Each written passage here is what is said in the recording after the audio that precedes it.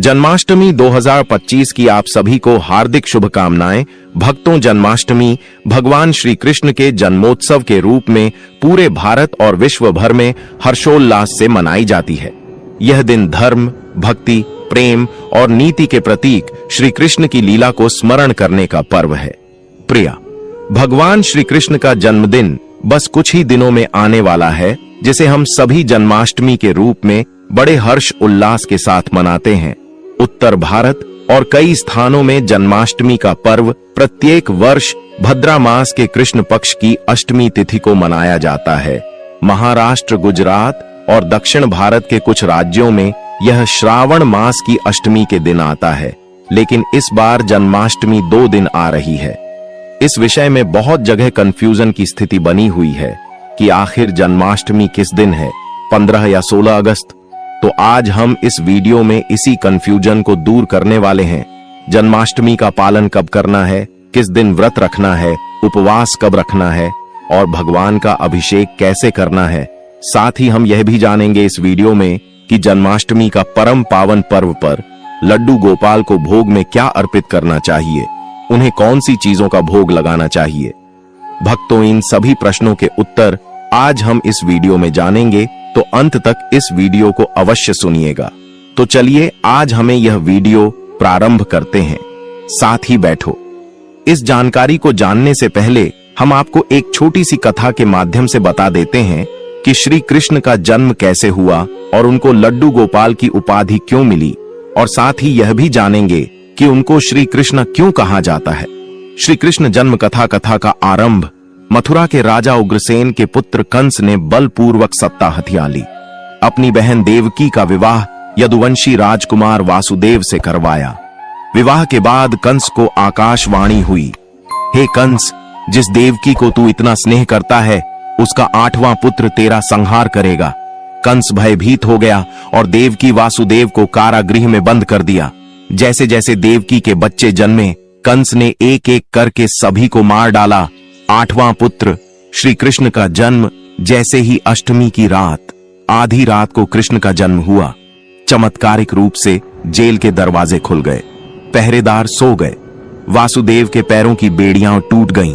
वासुदेव ने बालक को एक टोकरी में रखा और यमुना नदी पार करके गोकुल पहुंच गए।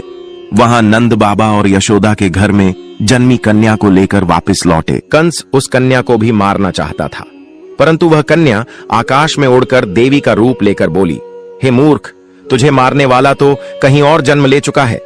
जन्माष्टमी का मुहूर्त हिंदू पंचांग के अनुसार भाद्रपद या श्रावण मास के कृष्ण पक्ष की अष्टमी तिथि इस बार 15 अगस्त 2025 शुक्रवार के दिन रात को 11:79 से आरंभ हो रही है और 16 अगस्त 2025 शनिवार के दिन रात 9:24 पर समाप्त हो रही है। अब देखिए, भगवान श्री कृष्ण का जन्म तो भाद्रपद मास में कृष्ण पक्ष में अष्टमी रोहिणी नक्षत्र के दिन रात्रि 12 हमेन हुआ था, और इसलिए जन्माष्टमी के दिन निश्चित मुहूर्त में भगवान श्री कृष्ण का पूजन किया जाता है, उनका अभिषेक किया जाता है। और इस दिन नियम के अनुसार अगर देखा जाए तो 15 अगस्त 2025 के दिन अष्टमी के साथ साथ निश्चित रूप मुहूर्त हमें प्राप्त हो रहा है। इसलिए कई जगह पर 15 के दिन जन्माष्टमी का पर्व मनाया जा रहा है। लेकिन अगर कुटिया तिथि के अनुसार देखा जाए तो 16 अगस्त को अष्टमी होने के कारण 16 अगस्त के दिन जन्माष्टमी का पर्व मनाया जाएगा।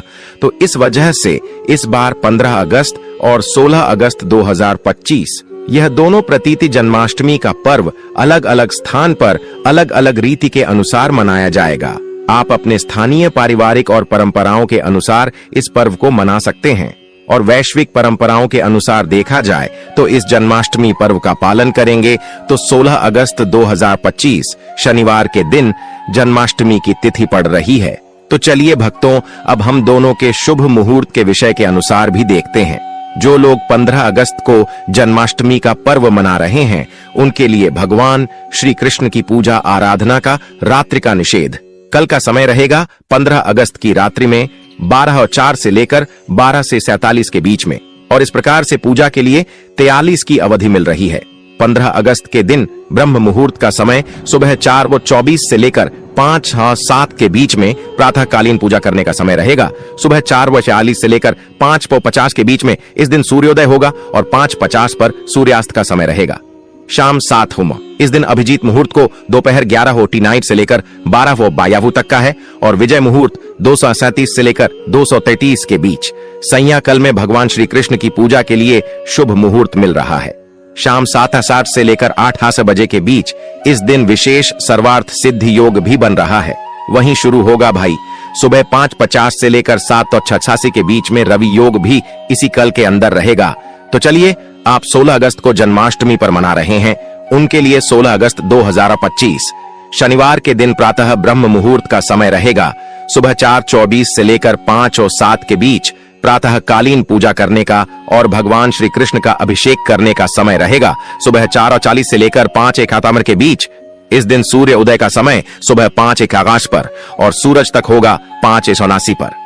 इस दिन अभिजीत मुहूर्त दोपहर 11:82 से लेकर 12:51 तक रहेगा और विजय मुहूर्त दोपहर 2:87 से लेकर 2:37 के बीच में सान्या कल में भगवान श्री कृष्ण की पूजा करने का शुभ मुहूर्त रहेगा। शाम 6:29 से लेकर 8:05 के बीच में इस दिन सर्वार्थ योग रहेगा। सुबह 4:40 से लेकर 5:11 तक इस दिन अमृत सिद्धि योग भी बन रहा है और भाई भी इसी समय के दौरान रहेगा।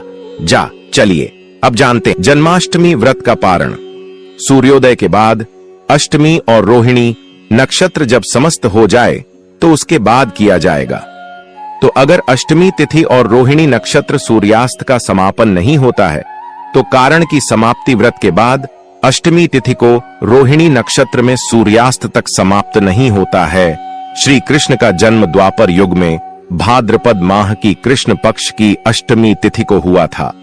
यह पर्व रात्रि के 12 बजे मनाया जाता है क्योंकि श्री कृष्ण का जन्म निशिता काल में हुआ था।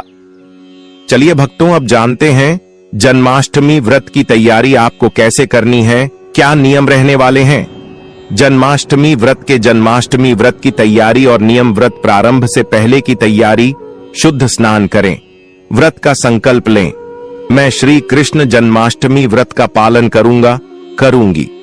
घर के मंदिर को सजाएं। आप अपने घर के मंदिर में लाइटिंग वगैरह लगा सकते हैं। अच्छी तरीके से सजावट कर ले। झूला, माखन मिश्री, तुलसी पत्र की व्यवस्था करें। भक्तों, आपको जन्माष्टमी के दिन लड्डू गोपाल के लिए झूला की व्यवस्था जरूरी करना है। यानी जो झूला होता है उसको अच्छी तरीके से सजा ले और उनको झूले पर अवश्य ही झुलाई श्री कृष्ण की बाल रूप मूर्ति रखें। श्री कृष्णा के बाल स्वरूप को अच्छी तरीके से सजा।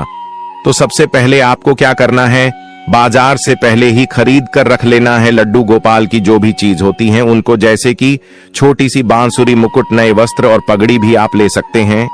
जो भी आपको लेना है मार्केट में यह पहले ही अवेलेबल हो जाता है, तो आप पहले ही इनको सबको खरीद कर रख लें और जन्माष्टमी के दिन इन सभी से लड्डू गोपाल का सिंगर करें।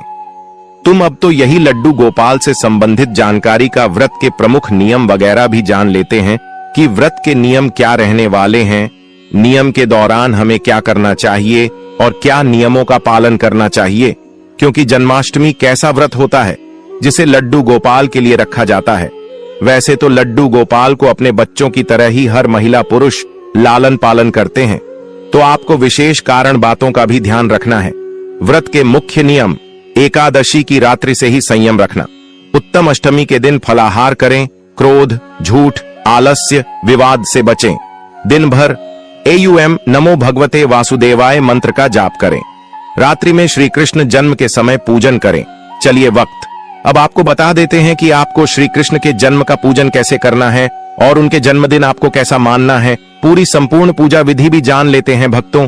यह पूजन कोई भी व्यक्ति कर सकता है, जरूरी नहीं कि जिसने व्रत रखा है वही इस पूजन को कर सकता है। तो सबसे पहले आपको क्या करना है, चौकी लगाना है। लड्डू गोपाल की जो चौकी है वह लगानी है। जन्माष्टमी पर लड्डू गोपाल की पूजा कैसे करें, यह एक बहुत पवित्र और शुभ कार्य है। इस दिन भगवान श्री कृष्ण के बाल रूप लड्डू गोपाल की विशेष पूजा की जाती है। नीचे पूरी पूजा विधि सरल भाषा में बताई गई है ताकि आप घर पर ही लड्डू गोपाल को खुशी खुशी झूला झुला सकें और उनका आशीर्वाद पा सकें। जन्माष्टमी पर लड्डू गोपाल की पूजा विधि। पूजा का समय मुहूर्त, अष्टमी तिथि और रोहिणी नक्षत्र में मध्य रात्रि को श्री कृष्ण का जन्म हुआ था। रात 12 बजे भगवान का जन्म माना जाता है, लेकिन पूरे दिन व्रत और पूजा का महत्व होता है। आप पूजा सुबह, दोपहर, संध्या और विशेष रूप से रात 12 बजे कर सकते हैं। लड्डू गोपाल को स्नान कर अभिषेक विधि। स्नान की सामग्री: गंगा जल, दूध, दही, घी, शहद, शक्कर, पंचामृत। अब तो आपको इन्हीं 5 चीजों से लड्डू गोपाल जी को स्नान करना है। साथ ही भक्तों, अगर हो सके तो भी जो होता है वह देसी घी का ही आप प्रयोग करें, और जो दूध होता है वह गाय का हो तो वह अति उत्तम होगा। आप गाय का दूध प्रयोग में ले सकते हैं। अगर गाय का दूध ना हो तो आप और भी भैंस का वगैरह ले सकते हैं, परंतु अगर गाय का होगा तो वह ज्यादा सही माना जाएगा। स्नान करने के बाद साफ जल से उनको स्नान कारण, साथ ही उसे साफ जल में थोड़ा सा गंगा जल अवश्य डालें, और उसके बाद स्नान कारण अब उसके बाद कोई छोटा सा वस्त्र लेकर, उन्हीं वस्त्र लेकर उनके शरीर को अच्छी तरीके से साफ कर ले, पानी को अच्छी तरीके से सिख ले और उनको चौकी पर विराजमान कर दें। अब उसके बाद हम आपको विधि बताएंगे कि किस विधि से आपको आगे पूजा करनी है। अब नई वस्त्र पहनाएं। पीले रंग के वस्त्र शुभ माने जाते हैं। कहा जाता है कि कान्हा जी को पीला रंग बेहद पसंद है, तो आप उनकी मनपसंद कॉलर के कपड़े पहन सकती हैं। पीले रंग के वस्त्र पहने तो वह अति उत्तम होगा। अब उसके बाद उनको गहने पहने हैं। जो भी उनका श्रृंगार होता है वह श्रृंगार करें, जैसे कि मुकुट, बांसुरी, मोर पंख आदि से श्रृंगार करें और उनको बांसुरी जरूर अर्पित करें। साथ ही भक्तों, इस दिन लड्डू गोपाल जी के लिए उनका जो मनपसंद सिंगर है वह है बांसुरी, तो वह अवश्य ही जरूर लाएं। पूजा स्थान तैयार करें, एक लकड़ी का झूला या पालना सजाएं, झूले में साफ कपड़ा बिछाएं और लड्डू गोपाल को बैठाएं। झूले को फूलों, बंधनवार, रंगोली, लाइट से सजाएं। पास में दीपक, धूप, नैवेद्य, फूल, तुलसी पत्र आदि रखें। पूजन विधि: पूजन सामग्री: रोली, चावल, फूल, धूप, दीप, घी का दीपक, कपूर फल, माखन, मिश्री, पंजीरी, पंचामृत, तुलसी पत्र जरूर अर्पित करें। विधि: दीप जलाएं और हाथ जोड़कर भगवान को प्रणाम करें। एयूएम नमो भगवते वासुदेवाय मंत्र का जाप करें। लड्डू गोपाल को चंदन, रोली, चावल, फूल अर्पित करें। धूप और दीपक दिखाएं। तुलसी पत्र अर्पित करें। तुलसी बिना भोग अधूरा माना जाता है। माखन, मिश्री, फल, पंजीरी का भोग लगाएं। आरती करें। एयूएम जय कन्हैया लाल की या आरती कुंज बिहारी की गाएं। अंत में घर में जितने भी सदस्य हैं वह लड्डू गोपाल को बारी बारी से झूला झूला और अपनी मनोकामना को बोला, तो लड्डू गोपाल इस तरह से सभी के ऊपर अपनी कृपा बरसाएंगे और आपकी मनोकामना शीघ्र ही पूर्ण करेंगे। व्रत नियम और भोग क्या दें? व्रत में क्या खाएं? व्रती दिन भर फलाहार करें। फल, दूध, मखाना, साबूदाना, लौकी की सब्जी, सिंघाड़े, कुत्तू के आटे का हलवा या पराठा, नमक की जगह सेंधा नमक का प्रयोग करें। भगवान को क्या भोग लगाएं? माखन, मिश्री, पंजीरी, दूध, फल, पंचामृत, घर में बने 56 भोग या जितना संभव हो उतना भोग अर्पण करें। भजन कीर्तन और झूला: संध्या समय घर में भजन कीर्तन करें। कन्हैया की बंसी बाजे, यशोदा का नंद लाला जैसे भजन गाएं। लड्डू गोपाल को झूला झुलाएं जैसे मां यशोदा झुलाती थीं। रात्रि 12 बजे विशेष पूजा करें। ठीक 12 बजे श्री कृष्ण का जन्म होता है। शंख बजाएं, घंटी बजाएं। लड्डू गोपाल को झूले में रखें और झूला झुलाएं। आरती करें, मंत्र जाप करें और भोग अर्पण करें। विशेष मंत्र बीज मंत्र एयूएम नमो भगवते वासुदेवाय, कृष्णाष्टक या गोपाल संहिता भी पढ़ सकते हैं। जन्माष्टमी पर ध्यान रखने योग्य बातें: शुद्धता बनाए रखें। तुलसी पत्र अवश्य अर्पित करें। व्रत करने वाले झूठ, क्रोध, तामसिक भोजन से बचें। प्याज, लहसुन और अनाज से परहेज करें। निर्जल व्रत वालों के लिए रात 12 बजे तक व्रत रखें, फिर भोग लगाकर पारण करें। इसके बाद वक्त तो अब हम जानेंगे कि हमें जन्माष्टमी व्रत में क्या खाना चाहिए और क्या नहीं खाना चाहिए। ऐसी वह कौन सी चीज है जिसे खाने से भगवान श्री कृष्ण बहुत ही ज्यादा प्रसन्न होते हैं, और ऐसी वह कौन सी चीज है जिसे खाने से हमारा व्रत टूट जाता है। तो आपको इन्हें विशेष बातों का ध्यान अवश्य ही रखना है। तो सबसे पहले जानेंगे कि हम क्या खा सकते हैं। तो सबसे पहले हम देखेंगे फलाहार आने की फल और सुख मनों में आप क्या खा सकते हैं। जैसे कि आप कैलाश से पपीता, अंगूर, अनार, नाशपाती आदि खा सकते हैं। यह व्रत के दौरान उपवास में शुद्ध माना जाता है। नारियल पानी भी आप पी सकते हैं। नारियल की गिरी या फिर किशमिश, बादाम, काजू, अखरोट, मखाना आदि भी आप ड्राई फूड में खा सकते हैं। इसके बाद साबूदाना और कुतुब से बनी चीज भी आप खा सकते हैं, जो कि साबूदाने की खिचड़ी आप बना सकते हैं आलू के साथ मिक्स कर और उसके बाद साबूदाना जो बड़ा होता है आप वह बनाकर भी खा सकते हैं। कुत्तू के आटे के जो पूरी परते होते हैं वह भी आप बनाकर खा सकते हैं। सिंघाड़े के आटे के पराठे वगैरह पूरी बनाकर भी आप खा सकते हैं। यह भी व्रत में शुद्ध माना जाता है। इसके बाद दूध से बने पदार्थ भी आप खा सकते हैं, जैसे कि दूध, दही, लस्सी, मध। ये सभी आप कैसे खा सकते हैं? कहा जाता है कि श्री कृष्ण को भी यह प्रिय है, इसलिए आप इस अभी खा सकते हैं। श्री कृष्ण को प्रिय माखन, पनीर, मावा, खीर, साबूदाना, मखाना आदि से बनी चीज भी आप खा सकते हैं। व्रत में मिठाइयां भी आपको बता देते कि आप कौन कौन सी मिठाई है वह खा सकते हैं। कई लोगों के हर रक्षाबंधन से बनी मिठाइयां भी रखी होती हैं, तो उन सब का मन भी करता है कि हम भी मिठाई खा ली, परंतु उनका यह झांत नहीं होता है कि हम कौन सी मिठाई खाएं और कौन सी नहीं खाएं। तो वह भी हम आपको बता देते हैं। जैसे कि लौकी से बनी बर्फी आप व्रत में खा सकते हैं और नारियल से बनी बर्फी भी आप खा सकते हैं। मखाने की खीर भी आप खा सकते हैं। पोहा की जो बर्फी होती है वह भी आप खा सकते हैं। साबूदाने की खीर है वह भी आप खा सकते हैं। व्रत में उपयोग होने वाला नमक से बनी चीजों के बारे में भी थोड़ा सा जान लेते हैं, क्योंकि कुछ लोगों को ऐसा लगता है कि हम चटपटा कुछ अलग से खा लें, मीठा उनसे खाता नहीं है। तो चटपटा भी आपके यहाँ पर बता देते हैं कि आप कौन सी चीज हैं जिन्हें आप चटपटा बनाकर खा सकते हैं। तो इसके दौरान आपको क्या करना है? सबसे पहले सेंधा नमक, यानी कि जो सेंधा नमक साधारण नमक होता है वह व्रत के दौरान वर्जित माना जाता है, यानी आप उसका प्रयोग करके व्रत में फलाहार चीज बना सकते हैं, जैसे कि खिचड़ी वगैरह आप बना रहे हैं, या फिर साबूदाने से बना हवा, या फिर आलू का बना हलवा बना रहे हैं। तो आप उसके दौरान सादा नमक का उपयोग करके हवा नमकीन हलवा बना सकते हैं। और उसके द्वारा अगर आपको कुछ स्वाद के अनुसार चाहिए तो उसके लिए भी आपको बता देते हैं, जैसे कि हरी मिर्च का उपयोग कर सकते हैं, अदरक का उपयोग कर सकते हैं, नींबू स्वाद के अनुसार आप उपयोग कर सकते हैं, तुलसी के पेट वगैरह भी उसे कर सकते हैं। तो यह थी भक्तों खाने से संबंधित जोड़ी जानकारी जो हमने आपको यहां पर दिया। और एक और विशेष बात याद रखें कि जब भी आप इन चीजों को फलाहार के दौरान खाएं या फिर फलाहार के दौरान उपवास में खा रहे हैं तो आपको पहले लड्डू गोपाल को भोग लगाना है। आप जो भी चीज बनाएं घर में उसको पहले लड्डू गोपाल को चढ़ाएं और उसके बाद खुद खाएं। इसके बाद एक और विशेष बात किसी कन्या को आप दे सकते हैं। अगर आपके घर में कन्या है, आज पड़ोस में भी कन्या है, तो आप उसको भी थोड़ा सा फलाहार जरूर दे। यह भी पुण्य के समान माना जाता है। अब चलिए भक्तों, अब ये जान लेते हैं कि हमें जन्माष्टमी व्रत के दौरान क्या नहीं खाना चाहिए, जो कि खाने से हमारा व्रत टूट जाता है। तो सबसे पहले हमें गेहूं से बने आटे की चीज तो बिल्कुल भी नहीं खाना चाहिए, और मैदा भी नहीं खाना चाहिए, वह भी गेहूं से बना होता है। साथ ही चावल, सदा बासमती चावल नहीं खाना चाहिए। प्याज और लहसुन का भी प्रयोग नहीं करना चाहिए। प्याज और ओल्ड लहसुन तो बिल्कुल भी नहीं खाना चाहिए, क्योंकि यह मानस मुद्रा के सेवन में आता है। तो हमें मांस और मद्रासी तो दूर रहना ही चाहिए। साथ ही लहसुन और प्याज नहीं खाना चाहिए, और मशहूर की दाल, चना, मूंग आदि की दालें भी नहीं खाना चाहिए। तली हुई अधिक मिर्च मसालेदार चीजों से भी दूर रहना चाहिए। साथ ही जो घर में नॉर्मल नमक होता है उससे भी नहीं खाना चाहिए। उसकी जगह पर हमने आपको बताया है कि आप सेंधा नमक का उपयोग करें।